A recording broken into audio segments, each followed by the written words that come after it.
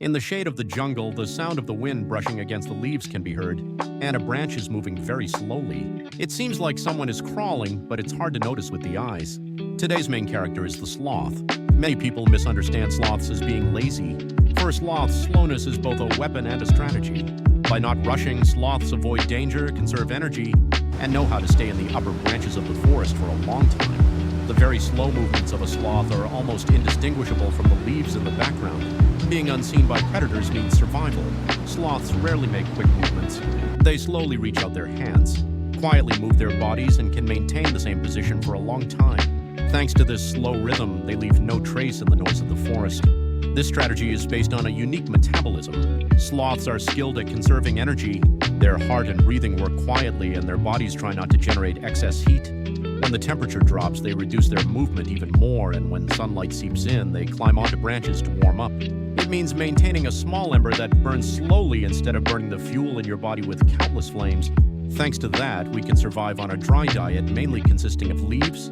Sloths digest fibrous leaves for a long time. Inside the stomach, there is a hidden city of tiny life forms where the gut microbiome slowly breaks down tough leaves and extracts the nutrients that were hidden. This process does not end in an instant. Slow digestion prevents energy from being used hastily and helps to make the most of the leaves that have been eaten. So, sloths can survive for a long time without eating, and even when their stomachs are full, their bodies are not overly busy. There is another city outside the body. It is the microscopic ecosystem within their fur. The sloth's fur is thin but forms complex valleys, and in between, green living creatures reside. Small flying insects attach themselves to the fur, and the texture of the fur creates a place for them to stay. This green color is not a coincidence. It blends into the background of the sloth, harmonizing with the greenery of the forest. That's why it doesn't easily catch your eye even when you get closer. Some insects dwell in this small forest, moving among the fur, droppings, and remnants of plants. An invisible exchange takes place, connecting the outside world with the inner world. Sloths do not use their bodies like a single island instead. They live as a mobile forest that nurtures a small ecosystem. The hanging posture of a sloth does not require much effort. The claws curve long to wrap around the branches. The muscles efficiently support the heavy body, and instead of rushing, they delicately shift their center of gravity to reduce shaking and move safely. This reduces the risk of falling and avoids creating unnecessary noise. The sloth clings to the branch as if it were one with it, changing direction little by little. Thanks to this, we reduce the moments of exposure to predators. Camouflage is not completed by color alone. Slow speed is the final key to camouflage. In the patterns created by leaves, wood grain, moss, and shade, the sloth adjusts its shape and movement.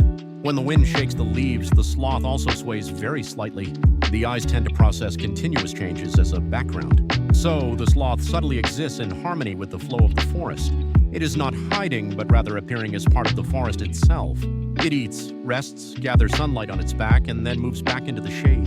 The rhythm of the body slowly turns in sync with the time of the forest, consuming no more than necessary. There are very rare occasions when a sloth comes down to the ground. Without causing unnecessary commotion, it finishes what it needs to do and then goes back up into the trees. This quiet round trip is intertwined with invisible exchanges with the small lives in the forest. What comes from the body sends nutrients back to the small city of fur, and those nutrients can become a link that helps the green hue of the fur and its subtle camouflage. Sloths are divided into various forms. The shape of the toes, habits of movement, and preferences for leaves are all diverse. Some groups gently cross between branches, slowly circulating through a wide area, while others stay in one zone, waiting for the leaves to grow. The commonality is clear: not rushing, but also not stopping. It's an attitude of slowly but steadily connecting today's piece to tomorrow. Every element from the fresh camouflage, reduced movement, quiet breath, to the texture of fur that blends with the scent of the forest, combines to create a shield of being hard to discover. The baby sloth's time moves more slowly. It clings tightly to its mother's chest, crossing branches, learning how to chew leaves and remembering sunny spots and breezy places. This learning is far from hurried.